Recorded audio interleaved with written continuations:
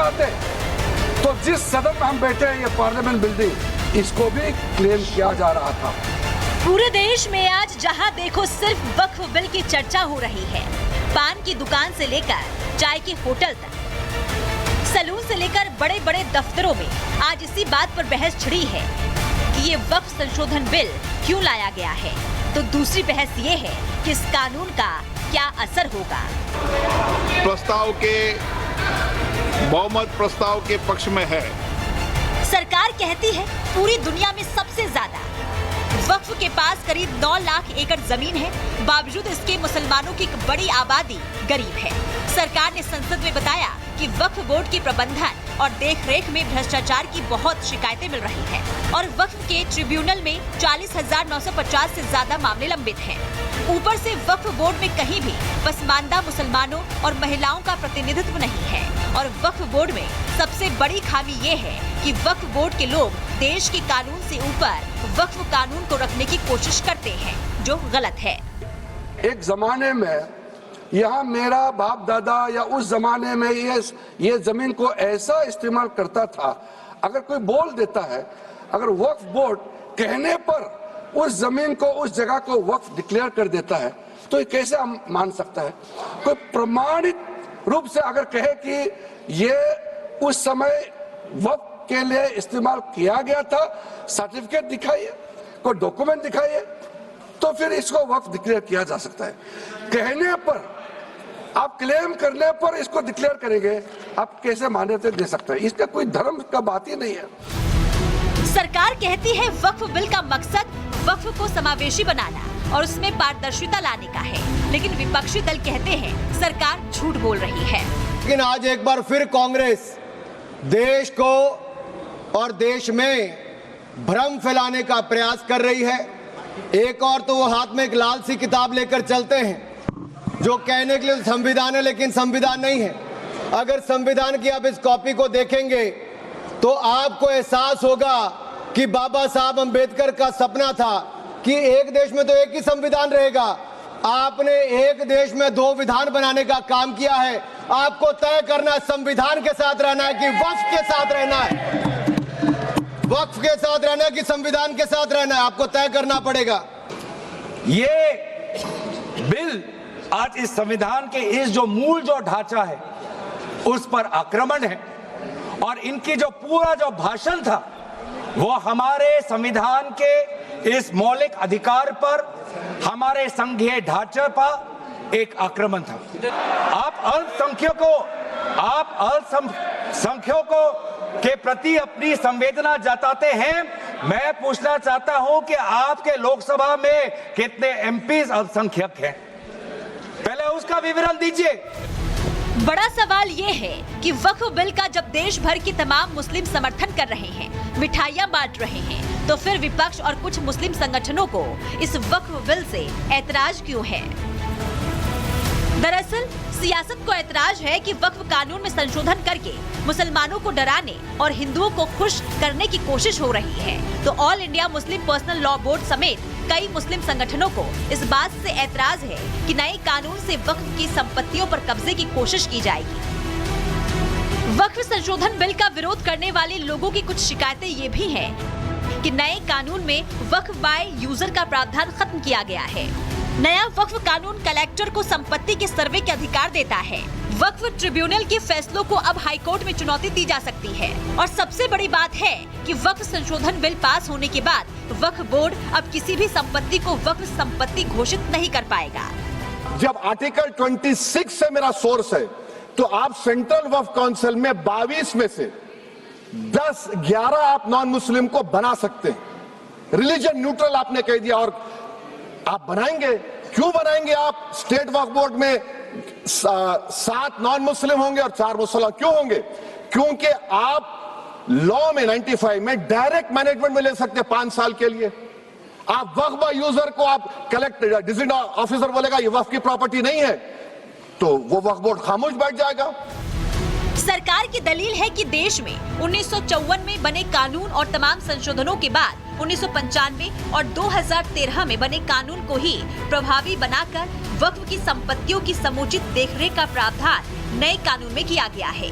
और नए कानून में कहीं ये प्रावधान नहीं है कि सरकार मुसलमानों की जमीनों से कोई छेड़छाड़ करेगी और उसमें दखल देगी। मुझे लगता है या तो निर्दोष भाव से या तो राजनीतिक कारणों से ढेर सारी भ्रांतियां कई सदस्यों के मन में भी है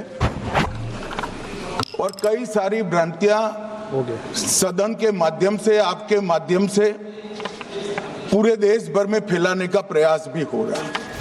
सरकार का दावा है कि वक्फ कानून इसलिए लाया जा रहा है ताकि वक्फ बोर्ड में मुस्लिम वर्ग के गरीब मुसलमानों और हर तबके के लोगों की भागीदारी हो। वक्फ पर चल रहे गड़बड़ झाले को खत्म किया जाएगा। वक्फ के अवैध कब्जे हटाए जाएंगे। वक्फ की ट्रिब्यूनल में जो मामले सालों से लंबित हैं, उन्हें निपटाया जाएगा। वक्फ संपत्तियों का सेंट्रलाइज्ड पोर्टल बनाया जाएगा और वक्फ के पास कितनी संपत्ति है इसका बाकायदा रिकॉर्ड होगा। हालांकि वक्फ के नए कानून को लेकर सियासतदानों को वोट बैंक की चिंता है और यही वजह है कि एक धड़ा वक्फ में संशोधन के समर्थन में खड़ा है, दूसरा पक्ष वक्फ बिल का विरोध कर रहा है। बीजेपी इस कानून को विपक्ष के तुष्टीकरण की जगह संतुष्टीकरण वाली कोशिश बता रही है, तो दूसरी तरफ विपक्ष इसे बीजेपी की कोर हिंदुत्ववादी नीतियों से जोड़कर देख रही है। बहरहाल संसद से लेकर सड़क तक घमासान है, लेकिन वक्फ बिल का असल मकसद क्या है ये तो इसके लागू होने के बाद ही पता चलेगा। Bureau report, Republic Bharat.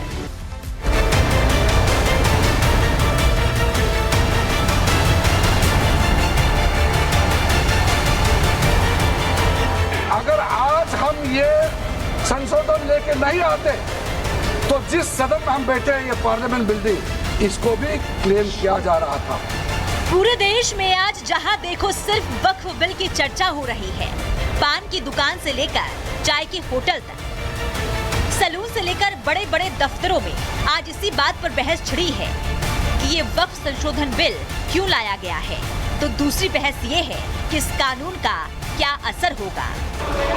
प्रस्ताव के बहुमत प्रस्ताव के पक्ष में है। सरकार कहती है पूरी दुनिया में सबसे ज्यादा वक्फ के पास करीब 9 लाख एकड़ जमीन है, बावजूद इसके मुसलमानों की एक बड़ी आबादी गरीब है। सरकार ने संसद में बताया कि वक्फ बोर्ड के प्रबंधन और देखरेख में भ्रष्टाचार की बहुत शिकायतें मिल रही है और वक्फ के ट्रिब्यूनल में 40,950 से ज्यादा मामले लंबित हैं। ऊपर से वक्फ बोर्ड में कहीं भी पसमानदा मुसलमानों और महिलाओं का प्रतिनिधित्व नहीं है और वक्फ बोर्ड में सबसे बड़ी खामी ये है कि वक्फ बोर्ड के लोग देश के कानून से ऊपर वक्फ कानून को रखने की कोशिश करते हैं, जो गलत है। एक जमाने में यहाँ मेरा बाप दादा या उस जमाने में ये जमीन को ऐसा इस्तेमाल करता था, अगर कोई बोल देता है, अगर वक्फ बोर्ड कहने पर उस जमीन को, उस जगह को वक्फ डिक्लेयर कर देता है, तो ये कैसे हम मान सकता है। कोई प्रमाणित रूप से अगर कहे कि ये उस समय वक्फ के लिए इस्तेमाल किया गया था, सर्टिफिकेट दिखाइए, कोई डॉक्यूमेंट दिखाइए, तो फिर इसको वक्फ डिक्लेयर किया जा सकता है। कहने पर, आप क्लेम करने पर इसको डिक्लेयर करेंगे, आप कैसे मान्यता दे सकते हैं। इसका कोई धर्म का बात ही नहीं है। सरकार कहती है वक्फ बिल का मकसद वक्फ को समावेशी बनाना और उसमें पारदर्शिता लाने का है, लेकिन विपक्षी दल कहते हैं सरकार झूठ बोल रही है। लेकिन आज एक बार फिर कांग्रेस देश को और देश में भ्रम फैलाने का प्रयास कर रही है। एक और तो वो हाथ में एक लाल सी किताब लेकर चलते हैं जो कहने के लिए संविधान है, लेकिन संविधान नहीं है। अगर संविधान की आप इस कॉपी को देखेंगे तो आपको एहसास होगा कि बाबा साहब अंबेडकर का सपना था कि एक देश में तो एक ही संविधान रहेगा। आपने एक देश में 2 विधान बनाने का काम किया है। आपको तय करना है संविधान के साथ रहना है कि वक्फ के साथ रहना है, वक्फ के साथ रहना है कि संविधान के साथ रहना है, आपको तय करना पड़ेगा। ये बिल आज इस संविधान के इस जो मूल जो ढांचा है उस पर आक्रमण है और इनकी जो पूरा जो भाषण था वो हमारे संविधान के इस मौलिक अधिकार पर, हमारे संघीय ढांचे पर एक आक्रमण था। आप अल्पसंख्यकों को के प्रति अपनी संवेदना जताते हैं। मैं पूछना चाहता हूं कि आपके लोकसभा में कितने एमपीज अल्पसंख्यक हैं? पहले उसका विवरण दीजिए। बड़ा सवाल ये है कि वक्फ बिल का जब देश भर के तमाम मुस्लिम समर्थन कर रहे हैं, मिठाइयां बांट रहे हैं, तो फिर विपक्ष और कुछ मुस्लिम संगठनों को इस वक्फ बिल से ऐतराज क्यों है?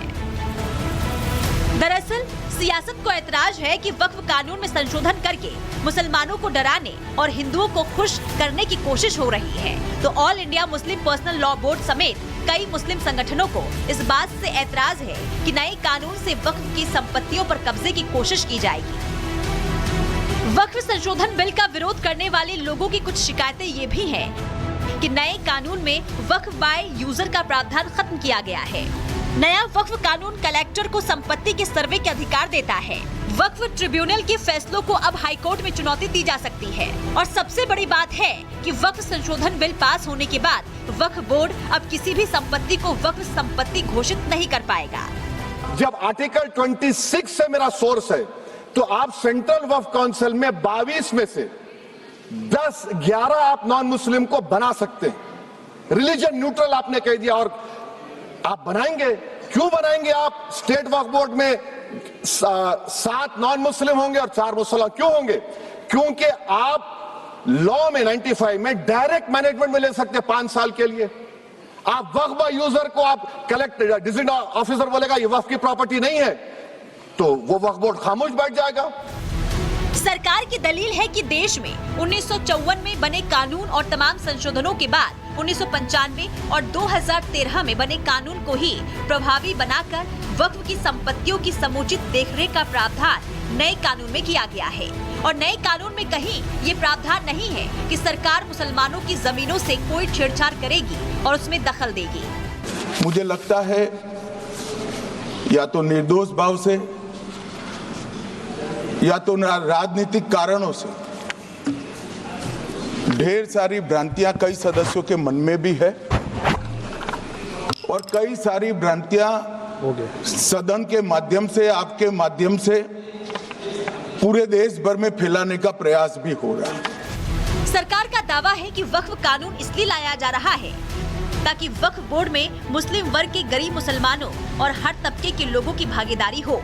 वक्फ पर चल रहे गड़बड़ झाली को खत्म किया जाएगा। वक्फ के अवैध कब्जे हटाए जाएंगे। वक्फ की ट्रिब्यूनल में जो मामले सालों से लंबित हैं, उन्हें निपटाया जाएगा। वक्फ संपत्तियों का सेंट्रलाइज्ड पोर्टल बनाया जाएगा और वक्फ के पास कितनी संपत्ति है इसका बाकायदा रिकॉर्ड होगा। हालांकि वक्फ के नए कानून को लेकर सियासतदानों को वोट बैंक की चिंता है, और यही वजह है कि एक धड़ा वक्फ में संशोधन के समर्थन में खड़ा है, दूसरा पक्ष वक्फ बिल का विरोध कर रहा है। बीजेपी इस कानून को विपक्ष के तुष्टीकरण की जगह संतुष्टीकरण वाली कोशिश बता रही है, तो दूसरी तरफ विपक्ष इसे बीजेपी की कोर हिंदुत्ववादी नीतियों से जोड़कर देख रही है। बहरहाल संसद से लेकर सड़क तक घमासान है, लेकिन वक्फ बिल का असल मकसद क्या है, ये तो इसके लागू होने के बाद ही पता चलेगा। Bureau report, Republic Bharat.